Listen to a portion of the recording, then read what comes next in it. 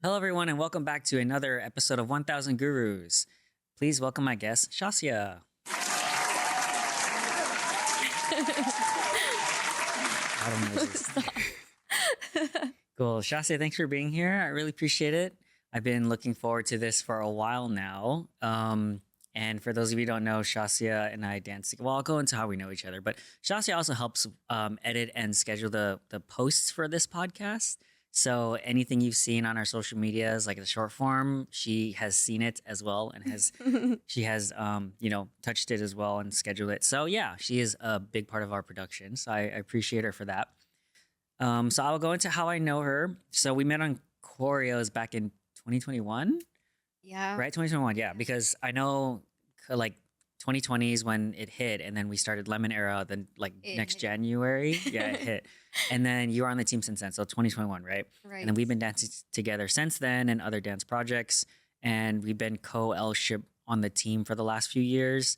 And like I mentioned, you also help with this podcast, and you do a lot of other stuff, and your career as well has like evolved over the years. So we might get into, or we'll definitely get into that. But what else are you up to? Lately, just dance, fortunately, and work, which is good. Yeah. But yeah, that's a good description of who I am. Thank you. That is all encompassing. Yes. Yeah, I'm just kidding. We'll get into a lot of that as well.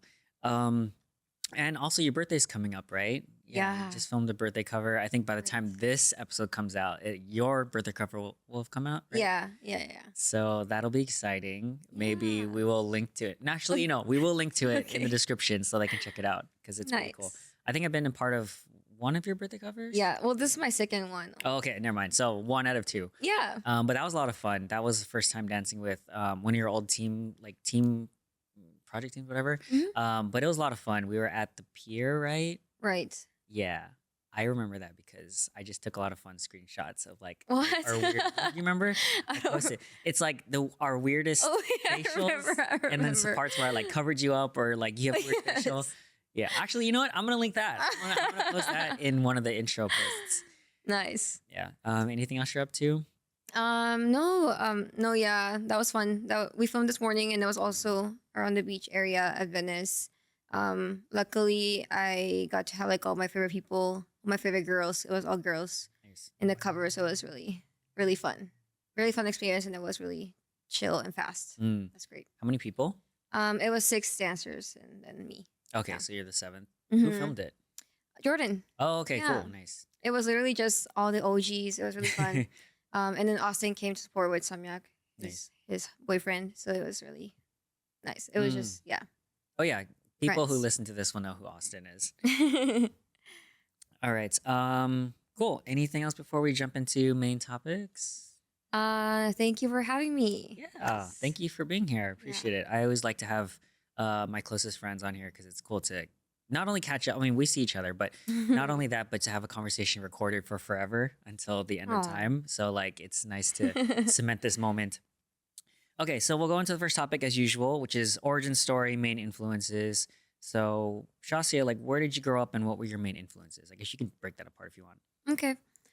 So I was born in the States. A lot of people don't know that about me actually because I was basically raised in Mexico my whole life until I was 22. So yeah, my parents are both Mexican, so I definitely consider myself Mexican over American. Every time anyone Valid. asks, Yeah. I just say I'm Mexican. Oh, that's where your accent comes from. I'm just Yes. kidding. We were talking about this before.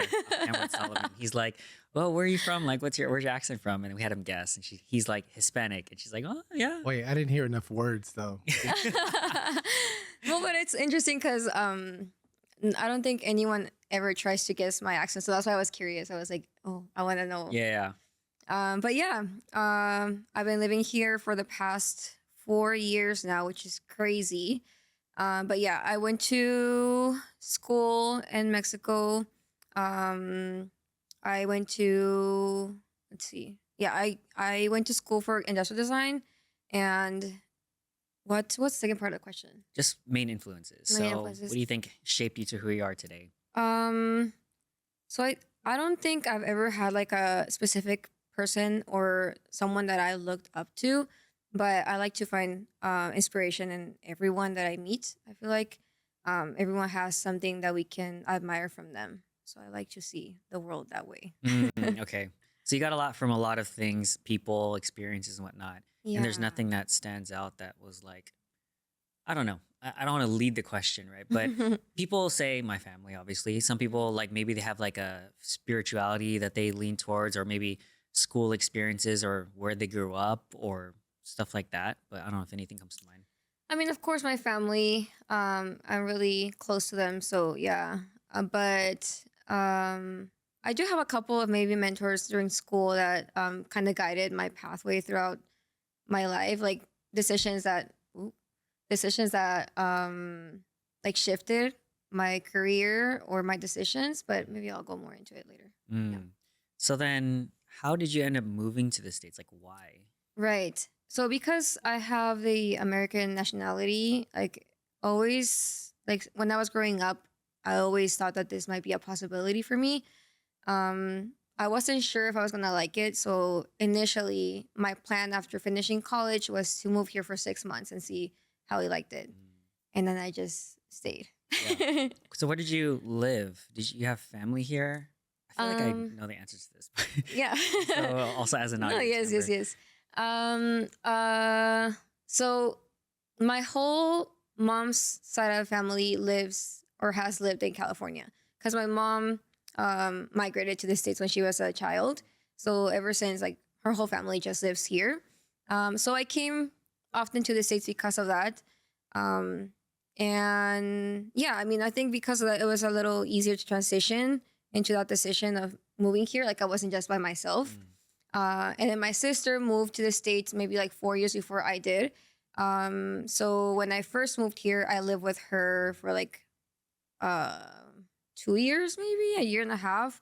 And then now my parents also live here because my sister had a baby. Well, now a kid. Bigger baby. Yeah. So they wanted to come over to just help her out and see him grow. But yeah, basically now my whole family is here and even my dogs and stuff. So I kind of have no reason to go back to Mexico, but I definitely miss it a lot. Yeah. I remember, was it last year you took us down to Mexico just to like see your area and stuff like that? It was really fun. Yeah, I think it was almost 2 years now, but 2 years, yeah. but it was during Christmas. That was really fun. Oh, that's right. Yeah. So it was an old so for our team we have like these bingo fundraiser things. And so I bought one of the bingo squares, which was to take us down to Mexico for like tacos or something. Right. And I think was it also Jordan Jordan and Austin. and Austin, yeah. And then so we went down and kind of saw where like Shasia grew up and everything, and taking us to like the taco stands and the grocery stores, and we got some just random stuff. Yeah, because that's another thing, right? I lived in Tijuana for 9 years, and then I can do the math right now, but the rest of the years that I lived in Mexico, I was in a different city called Leon, which is what I consider now my hometown because most of my memories are actually in Leon, and then most of my friends are also in Leon. I have like no friends in Tijuana. Oh, I see. But I like going to TJ for food. So that's why I wanted to take Yeah. him. So Tijuana was the earlier part of your life. Yes, the first 9 years. Yeah. Okay. That makes sense. Yeah. Okay, so then you moved over here because you want to see what it was like 6 months. You had family here. Now they were all moved up here, which is great. So industrial design. So like, what is it? Why did you choose it? And like, what did you plan on doing with that Right. as a career? So I always liked design. Always had an eye for it. Always felt some sort of passion for it. But I was also always a pretty smart kid. So all of my life, everyone was just like, you just have to go to an engineering or like something like that to like make your brains worth, right? But my heart was like, I really want to do something that has to do with art. Like, I don't want to just look at numbers or be in an office all my life. I feel like I'll be really unhappy. So my sister went to school for fashion design, actually, and she's 6 years older than me. So kind of throughout her time in school, I would help her out with projects, be at her school, and just kind of be next to her during all those years. So I kind of got to see what it was like to be in that school, particularly, and the type of projects they would do, like the environment.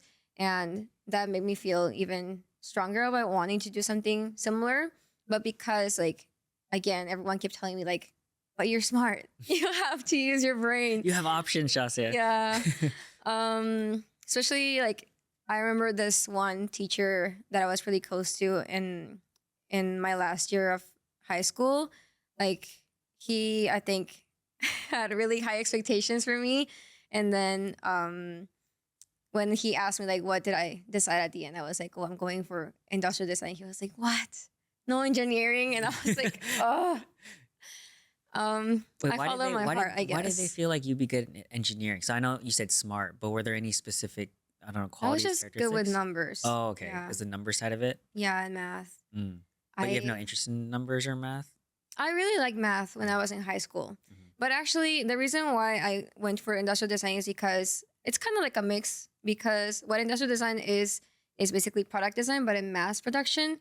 So they kind of teach you the aspect of like how do machines work and how do you make this possible, like through like the machines. So What are some examples of like mass-produced products like that? I'm like looking at a lot of things Like, that everything. yeah, Okay. basically. So what is an example of like a non-industrial design sort of thing? So a lot of product designers just do things like more manually, like they actually do it themselves. Or there were some stuff that we actually learned that were a little bit more on that side. That is what I ended up liking more about industrial design. And it's kind of the reason why I decided not to pursue it as a career after. But ceramics, for example, you can't really like mass produce it if, I don't know. You can, but it's like not as pretty and like as valuable in my opinion. But a lot of designers actually take the time to like make the molds and just do one by one. Like there's someone making it like clearly. And yeah, I think just industrial design at the end of the day, the reason why I didn't want to pursue it is because I through school I learned also about how damaging it could be for the environment because they're somewhat realistic and they're trying to teach you also to step away from just producing trash for the world. Because like one thing that they teach you in school is like you have to find a need for you to be able to design something. Like someone has to need something for your product to be successful. But a lot of people make up needs to excuse the product basically. Oh, interesting. Like they go in reverse. Yeah. Like they try to make a product but not figure out where the need is first. Or it's a need that is not really a need. Oh, like okay. you're like it's kind of stupid. Like I don't know, avocado cutters that are like weirdly shaped and then Yeah, it's yeah, like yeah. a one use product basically. Like that's not really I see. something that is well designed. It's basically just made for money. And a lot of things are like that. And I started realizing that as I was in school. And I was like, I don't know if I can see myself doing this because I've always had a passion for like protecting the environment and just of course human rights, but like animal rights and taking care of our world. We only have one. So the more I learned, the more difficult it was for me to see myself in that career. Maybe I could see myself as a product designer, but I was like, I don't know if I can do industrial design. And then also I started hating math as I was getting more into it. Like I had like, I don't know, like 7 courses that were like math related. And every time like I just started hating it more and more and more. And I was like, okay, maybe this is not for me. But I still had really fun classes. Like I learned how to do things in different materials. Like I learned how to use or like how to work with wood, metals, plastic, ceramics, as I mentioned. Like basically any type of material I learned to work with. And that I really liked. And which is why I feel like maybe I would have enjoyed studying product design more than industrial design. But I don't regret my decision and I made really good friends in school and it was fun overall. So then maybe product design in the future if it comes around, if it makes sense. Yeah, I would love to go back into ceramics at one point when I have money. Money. Maybe have like a workshop and have like my own line where I can just do the things myself and I don't know, a helper or two. But I like to be able to just do it myself. Like I don't want it to be like a mass thing. Like I just want it to be intimate. Like not a mass personal. produced product, but something that's more personal, and that's part of art, right? It's like unique. Yeah. Okay, so then what, I guess my question is, now that you know that industrial design, or I guess mass produced products, is not really your thing and it didn't align with your values of what you wanted to contribute to society, what do you gravitate towards now that you have more self-awareness? So I guess I could give a little bit of background what I ended up doing after school first. But I got more into video editing and production because I didn't want to do industrial design in school, right? And I had one class that was video editing related. And by this time, I was already doing covers and like stuff like that and uploading to YouTube back in Mexico. So I kind of taught myself to edit before this class. So when I got into this class, everything that they were teaching us, I already knew. And my teacher saw this, or like my professor saw this. And she was like, I could just teach you how to do things that you don't know how to do. Like you don't have to do the same stuff that your classmates are doing because I want you to actually take something from this class. And I really bonded with this teacher like a lot. And at the end of the course, she basically got me my first internship and I got my first job because of that. And it was like video related. And I really enjoyed that. And when I moved to the States, I kind of wanted to pursue that same career, video editing / marketing. But I started working at a cosmetics company, and I just felt like my life was so depressing. I think the way I describe it is that once I started working like 40 hours a week, I just could not believe that this was my life.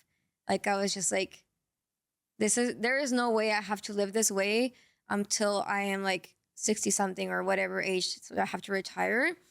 It was a really dark time in my life that I was just like, I need to figure out something else. Like this cannot be it. Like, Well, what about it? Was it just the hours itself, or was it the type of work, or combination, or something? a combination.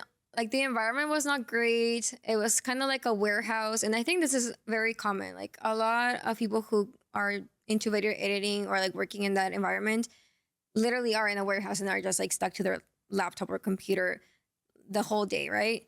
And I think it's good when you have to focus, but I just didn't want that to be my life like every single day, especially if it wasn't something that I was passionate about. Like I wasn't creating stuff that I was passionate about.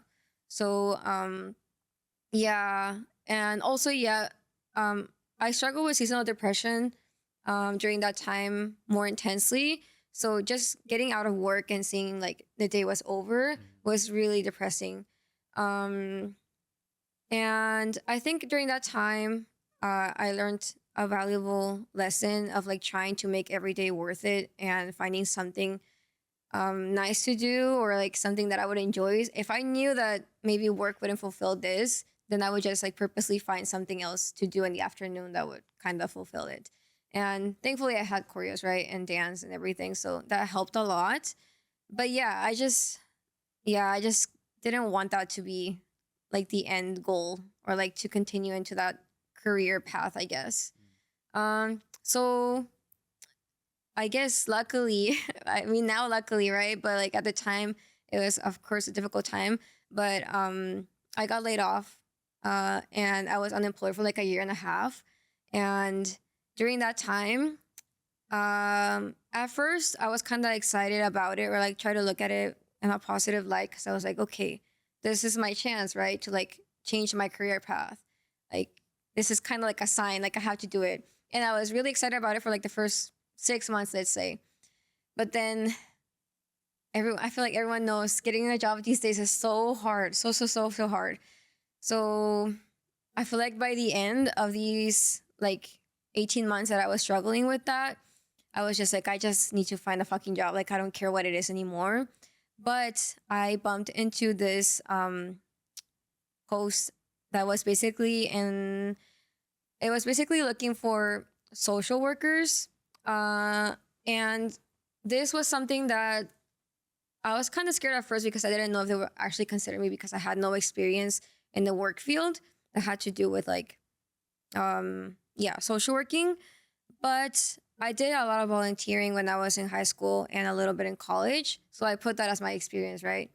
And I felt like this aligned a lot more with what I wanted to do, like in the long run, because I always wanted to do something that was like more impactful or that wouldn't damage the earth more than it already is. Like I wanted to give something back to society. That was like my goal, like my whole life. Like I just wanted to do something, impact someone's life in a positive way. So when I saw this, I was like, okay, maybe it's a sign. And they got back to me so quick, and the whole process was so quick.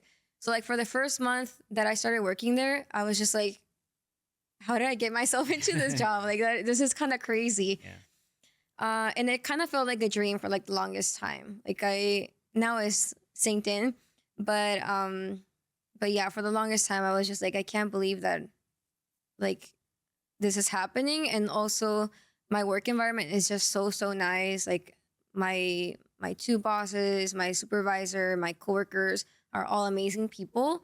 And I just never thought that I was gonna be able to achieve that or be in an environment like that.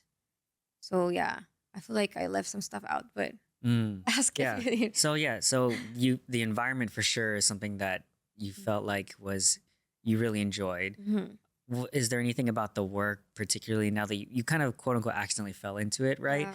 But is there anything about the work that you really enjoy that aligns with you? Yeah, absolutely. So specifically the type of social working I do, I work with people who have mental disabilities.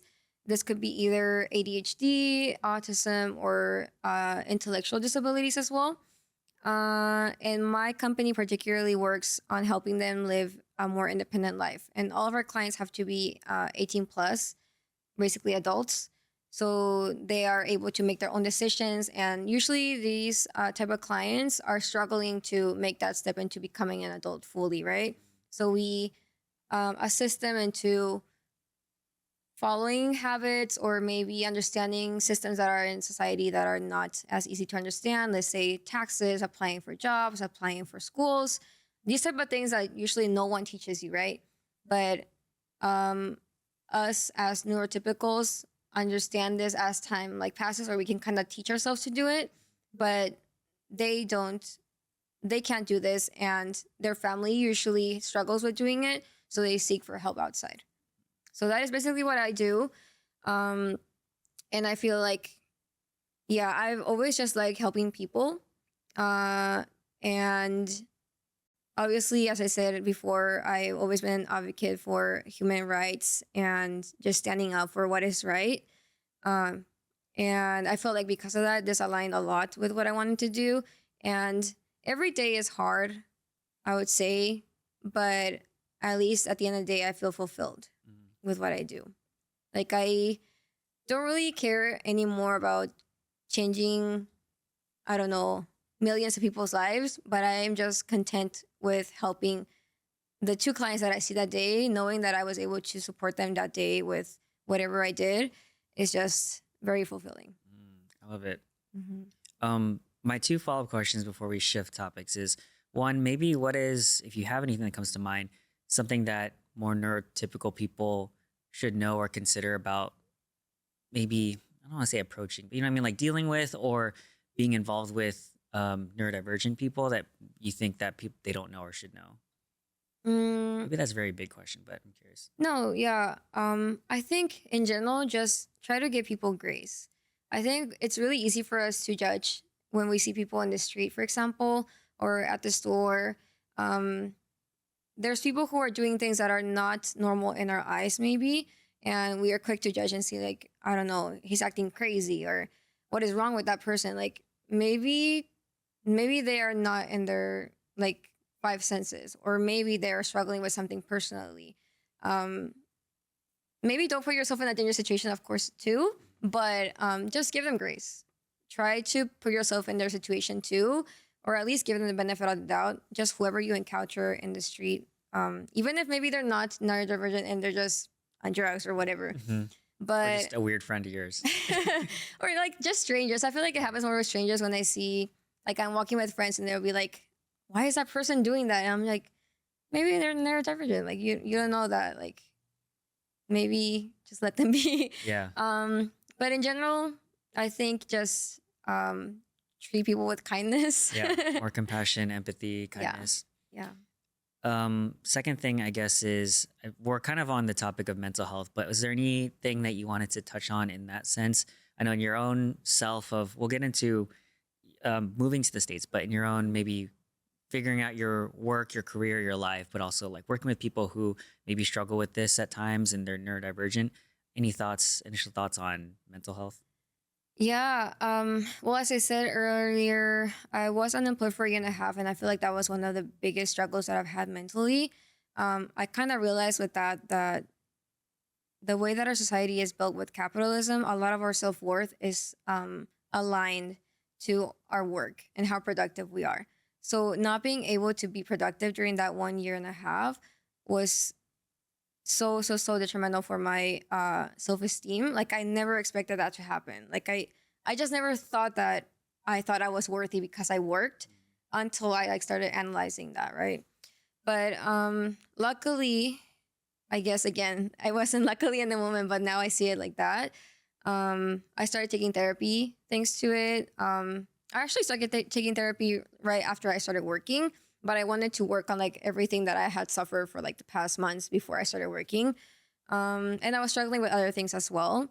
But yeah, I will always ask people to just take therapy if they have the possibility to. I feel like everyone could take advantage of taking therapy.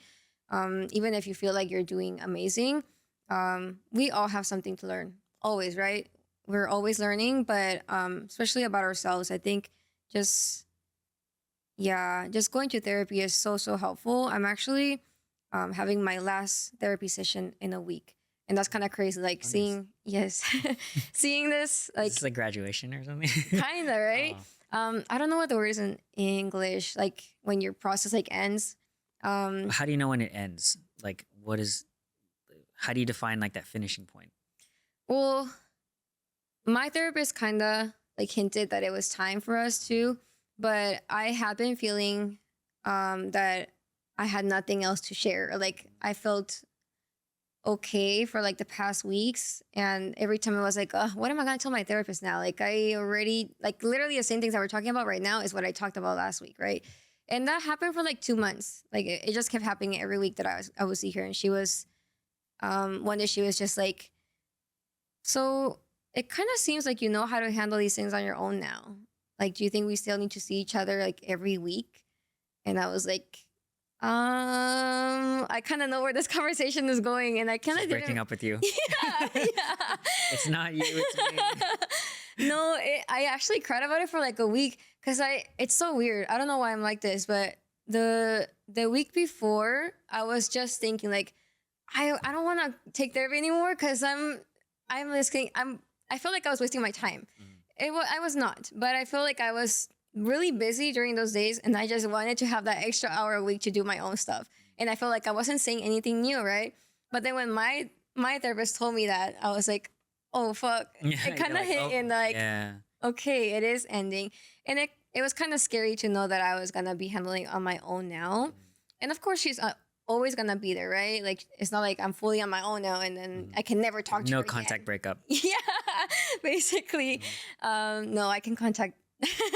But yeah, basically when they know that you are capable of doing things now, and they see that you are putting into action what you learned at therapy, that's when they'll like kind of start saying like, okay, maybe we can start navigating towards finishing therapy. So for like the past 2 months, I've been just having 2 sessions a month, and before I used to have 4 sessions a month, so it's like gradual. Yeah, next week is my last one. Wow, exciting. Yeah, I'm all on my own. You're all on your own. Yeah, exactly. That's cool. Like I guess that's great to hear. I'm like proud of you. Obviously, you come so far, and then you know that the most. So that must be such a great feeling. Okay, so we're definitely not going to get to the next 2 things that we brainstormed, but we'll see where it goes. So I wanted to ask you specifically about your coming over here from Mexico and adjusting to the States. I know we're in Southern California, LAOC sort of area all around, and your family's from like Pasadena area, Yeah. right? And so I guess what I want to know is what was that experience like? I'm sure there were a lot of culture shocks, and like we brainstormed the questions like things you haven't gotten used to, things you have gotten used Mhm. to. So could you walk us through like your experience moving here? Yeah. So I think my experience was really smooth because I had Koreos, honestly. And my family, of course. My sister helped a lot. Like having her here was like familiar. Like I wasn't on my own fully. I wasn't as close distance wise to my like uncles and aunts, so I wouldn't see them as often. But like living with my sister, of course, was a better transition than just moving to a whole country that you don't know anything about, like on your own, right? And I spoke the language, so also that helped a lot. But I think having that community already here, because for context, it was COVID, right? I auditioned before I moved here, basically because auditions were transitioned to online. Um, and I think they were like throughout December and January, like the first days of January, and I moved here officially in February. So like the community was kind of already there for me before I moved here. So having someone to spend time with um, was so much. It was so much easier to transition because of that. Like having someone to spend my afternoons with, or I don't know, if I just wanted to hit someone up and go get ice cream or try a different restaurant, it was easy to do so. I got to know a lot of my favorite restaurants because of Koreos, because we're always eating after dance or like practice filming, whatever. So yeah, definitely having that group of people around was so helpful. And for anyone trying to move out to a different place, I would just recommend finding community. And I am such an advocate for community. I think community is so important for us as a society, and sometimes we stay away from it. But um, yeah, just finding community will make things easier if you're moving to a new place. That's a good pro tip. What were some of the, if you have any that come to mind, biggest culture shocks or things that was kind of challenging to getting used to from Mexico to here? So the first one was food. uh, What, our food isn't as good? the one thing that I always told friends, like, I don't know if this is just in my brain, but for me, just food doesn't taste as fresh in the States. Like in Mexico, we have everything around us, right? Like all the fruits and vegetables are grown around us. So like everything is kind of fresh. But here, like, I mean, I don't want to like spoil, I don't know. It kind of tastes a little bit like plastic. I don't know how to describe it. Wait, you don't like plastic? I don't know. Why do you think that is? Like, why do you think it tastes much? I mean, so distance wise, we're not that quote unquote far. And if you go to a place where it's like, let's say the restaurant owner is from Mexico or their family or whatever, theoretically in my brain, I used to think about this that shouldn't it be the same? Right. But it doesn't taste the same, right? Right. So That's exactly what I would say too. Like, what do you think is the difference then? Just I have no idea. the capitalism air? I think so. Like, I mean, Mexico is also a capitalist country, right? Sure. Yeah. But I do feel like maybe there's stuff in the States that are approved that in Mexico aren't, like FDA approved. Like ingredients. Uh-huh. A lot of preservatives that maybe are not approved in other countries or are not as easy to consume in other countries. Yeah, I'm still trying to figure that out. I don't understand why that happens. Like one thing that my family doesn't understand either is like, I don't eat tortillas here. I'm not like, sorry to all of my fellow Mexicans, but I'm not a huge tortilla fan. But Make Mexican. but and you don't eat churros, right? Or was there something else you don't like? There's a lot of things. Well, I just don't eat Mexican food in the States. That's the thing. That's what I was gonna say. In Mexico, I eat a little bit of tortilla, but in the States, I just cannot stand it. Like the flavor is so fake. It's so fake. So yeah, the food basically was the first thing that I was like, I cannot. I need as I said, I don't eat Mexican food in the States. I try to just crave it until I go back home, and I'm like, okay, You save your cravings. yeah, this is so much better. Like I just eat it from, yeah. And then like it's so sad because everyone like keeps trying to recommend me places and be like, no, but this place is authentic. You'll like this one. And I'm like, at this point, I don't expect anything. I'm just like, okay, Yeah. I'll try it, but I feel like I won't like it. And then I almost always don't like it. You know what's funny is that I think I've went to maybe a couple of like Mexican food places with you, And it's always that like, hold your breath. Oh, what does Shasia think? And so now part of me is thinking maybe you were just being nice to us in the restaurant. Like, oh, hey, it's good. It's the thing is, every time I eat Mexican food, I never expect it to taste like authentic. Mm-mm. Never. Oh, so your expectations are lowered. Yeah. And I'm like, yeah, I mean, it's good. So what do you eat, Shasia, if you don't eat Mexican food? The way that I usually eat is just more like ingredient based, honestly, Okay. at this point. Like what?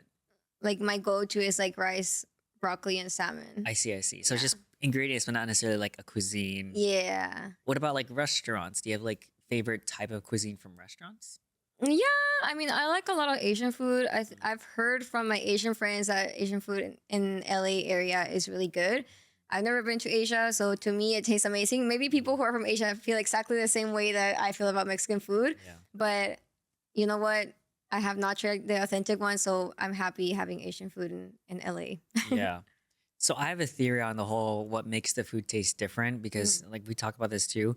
Like for example, I don't really like Italian food, mostly just because it's just not my vibe. Like it's just carbs, cheese, oil, whatever. But when I went to Italy and had the food there and the pasta, and I was like, wait, I don't really like pasta, but why is it so good here? And my theory is that it's really the sourcing Mhm. because of course in those places they're growing their food is different from how we grow it here, and also the sourcing. And we mass produce food and low quality, like you said, and we probably put plastic into the food to give it that American flavor. But then I was surprised because I'm like, wait, I really love Italian food in Italy. Yeah. And so I think now I'm like, it probably is just the food sourcing because theoretically that Italian chef can come here and make the same food, but it tastes different. I actually had an Italian professor because I learned Italian in college, but that professor said the same thing. Like, I can't buy the ingredients to make pasta and like make it taste like it tastes in Italy. It just won't taste the same. Yeah. So yeah, I agree. Very sad. Mhm. I do have a restaurant though that I would recommend for tacos. Okay. Get the ni- goods. Is it 1986, 1982, something like that? Oh yeah, the Yeah. place. Did we go to that place? It's in that There's- area where you used to work, right? Yeah, and actually there's one in Westwood now too. Oh, that's So, right. Yeah, yeah. yeah. So if you guys want to get tacos, I would recommend. They taste like I'll link authentic it. TJ tacos. So, Oh, yeah. sign off by Shasia. Now just exclusively go there. Affiliate link. Just kidding. No. Any other culture shocks or things that getting used to that I don't know? I Yeah. guess getting a little bit deeper. One thing that I feel like the States is, which is weird, because I feel like here is like, oh, freedom. Like America Yeah, is America freedom. yeah, it's like I don't know. So free, guys. Yeah, So free that we have military right now in LA County. right. Every fucking corner. But like everyone, like I feel like, of course, America wants the world to know that they are like the freest country or To whatever. project that. Yeah. So it was really ironic to feel like I couldn't really talk about a lot of topics when I moved here because I felt like people weren't ready to have those conversations. And I still feel that way about some certain things. Like for example, socialism or feminism or like the environment. Like there's so many things that I feel like the States is so close-minded about. And I've tried talking about these topics with like family, with friends, and it's just so hard for them to not get defensive about it. And I've tried with so many people, right? And I feel like that has made it really hard for me to connect or find like meaningful connections. And I think now I'm used to it, and I'm like, I passed the point that I'm like, I can make meaningful connections regardless of not being able to talk about these topics with them. But at the beginning, I struggled so much because I would talk about these topics so much with my friends in Mexico. Like it's just a normal conversation that we'll have like every day. Like if we felt about something specific, I don't know, about the government or about what's happening, like we would just talk about it casually. But I feel like here I have to be so aware of what I'm telling to specific people, because I feel like they might take it the wrong way or they think I'll be an extremist. Like there's just, yeah, it's just not a free country. I think that makes a lot of sense because I think it's ingrained in American culture that it's identity politics is very prevalent. And so with that is a lot of people who are rooted in their identity of who they think they are. And therefore any sort of discussion on other topics, that attacks their identity, they're so resistant to that. I think it's just ingrained in the culture. It is, and it's kind of scary in a way. Like I just wish that people were a little bit more open minded about those topics, and I feel like it's so, as I said, it's so ironic because like people think they're so open minded here. Like they like on Instagram or like TikTok, they'll be like, oh yeah, like talking about these topics, like it's like they're coming up with new ideas. Well, these topics were conversations that I was having with friends maybe like 6-7 years ago. Yeah. Like it's You guys are just just catching up. yeah. So you are open-minded. Oh my god. I was waiting for it. Yeah, I could see that. Like, oh, I gotta do. Sorry. Anything else? I want to switch over to like dance a little bit while we have some time. But anything else on the topic of culture shock or anything? No, I think it's Okay, so let's go into dance leadership because I feel like you have some good insights here, probably. And so, what has your experience like been with dance leading? And I guess I don't know if it's a good question, but what draws you to it? And then the follow-up questions are like biggest challenges, I guess. right. So I've been dancing, I think, since I was like 12. So when I first started, I got into K-pop. I saw that they had like cool dances and stuff, and I wanted to learn it, right? I don't know why or how I made friends on Facebook that also were into K-pop, and I kind of made like a little group, and we even like filmed a video for YouTube. I will not link it. But dang it. Maybe, I was gonna research it, but she said no. So I actually don't know where it's at, but Okay. Lost Media. But yeah, that was like the first group that I made that got me into dancing and stuff. And then after that, I like met friends and stuff. Like just throughout my dance experience or dance career, I guess, I've always gravitated towards leadership or have been put into that position without me really wanting to. I think it's just because I have a big personality. And so it kind of like I have a big voice and a big personality, so it kind of just like gravitates towards that. And then people like start listening, and yeah, it just when I was younger, it just kind of happened. Like it wasn't like something I planned. And after that, like after the first groups that I kind of was leading, I got invited into bigger groups in my hometown that had more experience. So in those groups, I started just like as a regular member, right? But then little by little, because I had like insights into like, I don't know, formations or cleaning, stuff like that, I also started like going up like leadership wise. And then I decided to create like my own group, like I feel like the ones that I did before were just like, oh yeah, we're just a group of friends that wanna dance and are like fangirls and stuff. But for this one, I was like, I kind of want to like make one that I can actually like call my group and like do things that I want to do and lead us into a specific direction, like not just something for fun. So yeah, I created a group with some friends, the Essence. We were also on YouTube for a couple of years, not active anymore, but yeah, that group basically I feel like is a group that gave me the most experience leading, and I learned a lot through that group, and also kind of left a little traumatized. So when I moved here, I was like, I don't want to do any type of leading. I just want to be like a little sponge and like just absorb all the information that I can, learn as much as I can. And I feel like, well, maybe you remember, but when I first joined Koreos, I was just like learning mode. Like the whole time I was just so focused and like trying to just observe how they would like clean stuff or teach us stuff or lead the projects. Like I was just really, really focused. And yeah, I just wanted to learn as much as possible from the experience. And unfortunately, a couple of months after I joined, a lot of people left and we were left without a lot of leaders. So it kind of felt irresponsible of me to not step up if I had the capability to, at least as an OSL, official subunit leader / leader in Koreos. And ever since, I just kept getting more and more and more responsibilities because I felt like I kind of had to, like, I wanted to pass down that knowledge to other people. Like, I felt like it was kind of, selfish to keep that information to myself. Mm. That makes sense. So, over the course of your leadership experience, one thing that I would love to know is some of the biggest lessons that you've learned or takeaways that you've helped that you could pass along to future leaders or people who, I guess, learn from your mistakes or something like that. Mm. Well, as I said, I always had like a big personality and big voice. I feel like when I was younger, I was not as good listening. I was kind of stuck on like being right or like wanting to be right or wanting things to be my way. And maybe I didn't really see it that way at that time. But now, like looking back, I'm like, oh yeah, maybe I was just stuck on like wanting to do things the way that I wanted to do them.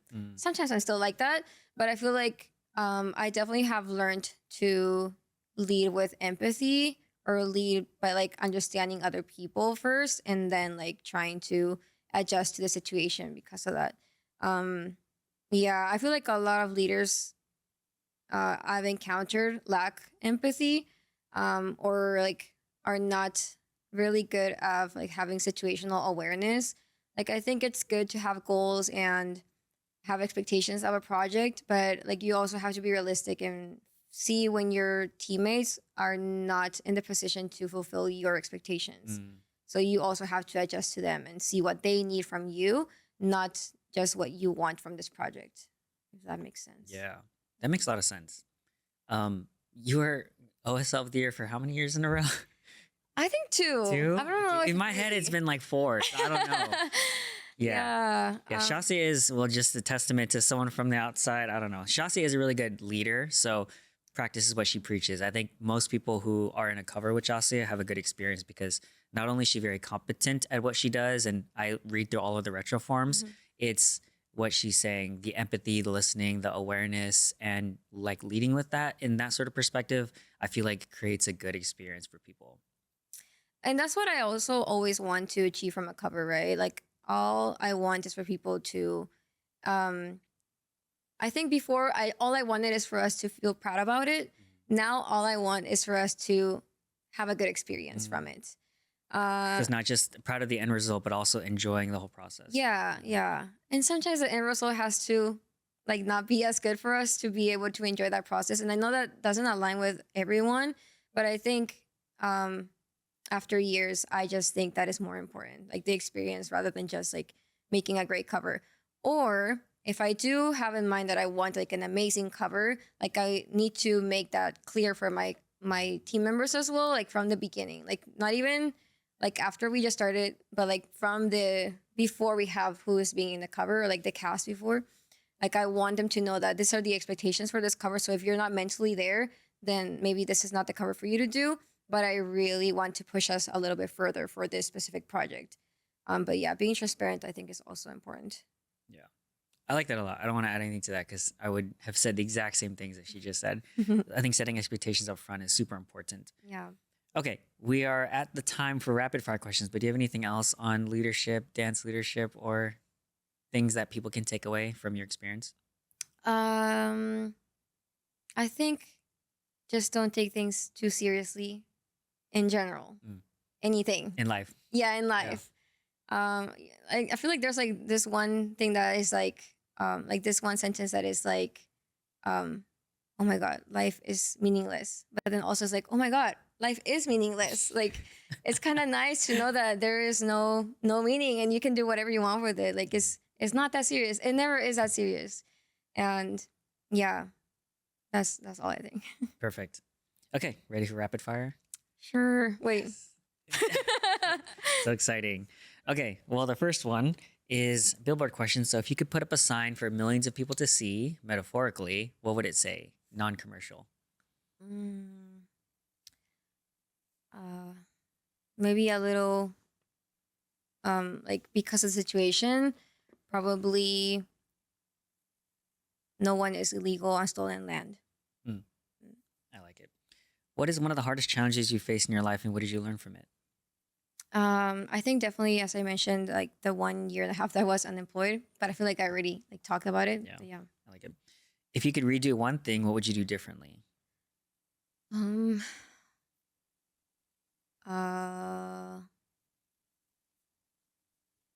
I think I like to stand by all of my mistakes.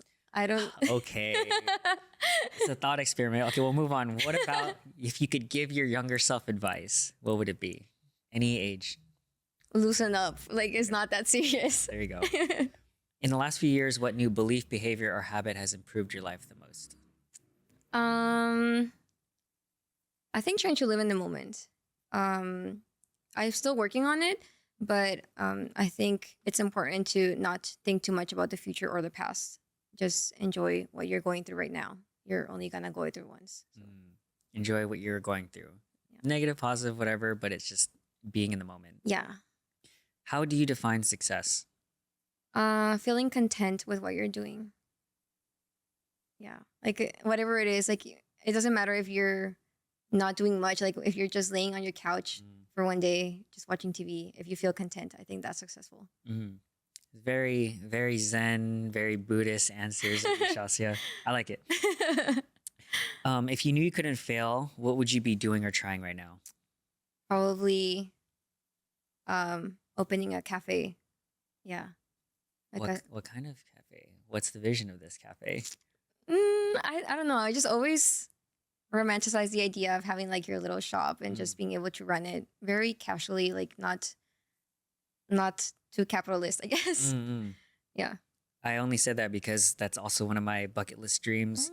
Same with Aiden. Like we want to just have our own cafe, not to make a ton of money. Like in my head, it would barely break even, but for me, it's just a space for the community and then just like the vibes, right? Yeah. If you knew you would absolutely fail, what would you do anyway? I feel like I already do it, but just dancing. Yeah, I feel like I already failed, but yeah, just continue to do what I love regardless of the result. I like it. What is something that you've been pondering either frequently or deeply? I feel like for the past like 5 years, just the meaning of life. I'm still trying to figure it I was out. gonna ask. So, what did you figure out? What's the answer? I feel like Chelsea? the answer is that there is no meaning, as I said. Okay. And I'm trying to make peace with that and just enjoy it for whatever it is. Yeah. Do you have any favorite hot takes? I feel like I would get canceled if I say things. As I said, I feel like What are the topic ready. areas? Feminism for sure. Okay. And then socialism for sure. Wait, so you're pro-feminism? Hot take. Just the type of feminism that I like. Gotcha. The grade of feminism that I'm I at. see. Yeah. Okay, so we're not ready for the grade yet. Yeah. That's fair. What is one of the best or most worthwhile investments you ever made in either time, money, energy, or etc.? Don't say living in the moment. You said it already. No, I was gonna take something like Okay. literal. Okay. I have a couch that I thought about like a lot buying it or not, but I decided to get it even though it was a little pricey because I was like, I feel like I need just a place to sit, and I spend all of my life on it, so Nice. I'm grateful for that. What do you like about the couch? So I guess TMI, but my bed is like a loft bed, so I wanted a space for me to just be able to chill and a place for me to just sleep, Oh, I see. and I think that separates it really nicely. And yeah, I think my life has a better, what is it, schedule pattern because of it. Yeah. I like it. Yeah. It's the first time I got couch. All right. Favorite recent purchase and relatively cheap purchase that you've that you bought recently that's impacted your life the most. So I was thinking about this. Lately, I've been getting into buying probiotic sodas. You have, huh? Yeah. Okay. Sorry. So I think when I first moved here, I was really into boba, like really, really into boba. And as I grow older, I am trying to find like healthier habits, and I am also just not craving sweets as much. So That's age. yeah. I remember us talking about this when we just met, and I was like, Sugar gives you headaches? I don't relate. Like, what does that mean? And now I'm like, oh, So when we met, you were not old, and now you've crossed over into yeah, I think so. But yeah, anyways, when I'm just craving something sweet and I know that I wanna just have a drink, I think a lot of times people just wanna have a drink, like on their hand or like on the road or whatever. Boba is a great go-to, but like it has so much sugar and so many calories, and sometimes I just want, like, I don't want to consume all that. I just want a little drink, and I want a little bit of flavor. And yeah, probiotic sodas, I don't think they work. Like, I don't think they have probiotics. Sue me, I don't know. Yeah. But it's just a little drink So that you I like can the taste have. experience of drinking it. Yeah, So it's nothing about probiotic soda that I You're would like- like to hope that it does have something to you're do. like, I'm sure it's healthy, but I just like it. I'm sure it's not healthy. Okay. I wish it was. Healthier than boba, I guess. Yeah, and not as bad. Like, I don't know. If I just don't want to drink water, then I'll drink. That's fair. Yeah. Okay, last one. Favorite books, movies, videos, articles, media, or anything else that you share or recommend the most? So I'm a big like YouTube, like Consumer? consumer. Mhm. I don't really watch a lot of like long term media, like movies, or I don't read that much, honestly, either. But I like a lot of commentary YouTubers like Curtis Connor, Danny Gonzalez. Commentating on what? Sometimes it's just like stupid movies that are online, right? And other times it's a little more like on society or like specific Oh, topics. Okay. And it's also like comedy, so it's fun. Mhm. Also lately I've been into Smosh. I know a lot of people used to watch Smosh when they were younger. I only started watching Smosh like maybe 2 years ago, and they're pretty funny. Mhm. I think something I wanted to do for the past year was to stay away from TikTok a little bit more because the brain rot. I think I still scroll, but naturally I've like gravitated a little bit further away from that and watching things that are a little more like mid length. Yeah. Yeah, it's a little bit better for my brain, and it's a good way to distract myself from things that I don't want to see, because I feel like on TikTok, yeah, you're laughing like 1 second and the next one you're like crying, Mhm. and the next one you're like mad because of what's This happening. roller coaster Yeah. of emotions. So sometimes I don't want to go through that. I just want to have fun. I don't want to.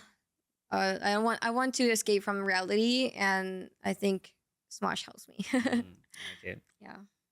Okay, that is it for rapid fire questions. We'll go into ending questions. So we end with gratitude. Shout out to my mom. So Shasia, what are you grateful for?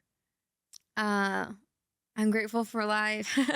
Yeah. I am grateful for my friends, for the meaningful connections I've done this year, for the meaningful connections that I've been able to keep for the years that I've been here, and also for the friends that I've been able to still like maintain from Mexico. Yeah, grateful for my family, of course, for Koreos, for playground, and yeah, I think those are for my dogs, but they're my family, so yeah. Yeah. I like it. All right. Do you have any final ask that you want to ask from the audience, or any final takeaways you'd like them to have from this conversation? Just speak and live your truth, whatever that means for you. Try to not I don't know, fit into what other people want from you. And also don't stress too much about what that is if you don't know what it is yet. I think you will grow into it, and we're also changing beings. So if what you like now is not what you liked maybe 5 years ago, that is completely okay, and it's okay to embrace change as well. Nice. I like it. That was a very good answer. Okay, Shasia, where can we find you if people want to connect or see what you're up to? So I'm on Instagram like Dancing Shasia, and on YouTube I think it's just Shasia Rangel or Rangel, whatever you. Yeah. Yeah. However you want to pronounce it when you read it. Yeah. But yeah. Cool. All right. Well, that is it. Thank you, Shasia, for being here. Yay. I really thank you for appreciate having it. me. Yeah. I think this was a really good conversation. As expected, I think you gave some really good answers, unique answers too. So not Yay. surprised. Okay, so I'll do my final sign off. Thank you guys for being here. Be sure to like, follow, subscribe, whatever you want. Comment below, give Shasta some love. Tell us what you liked about this. And yeah, reminder to always be kind to other people, especially yourself. And remember that you can always learn something from someone if you take the time to listen. So thanks for being here.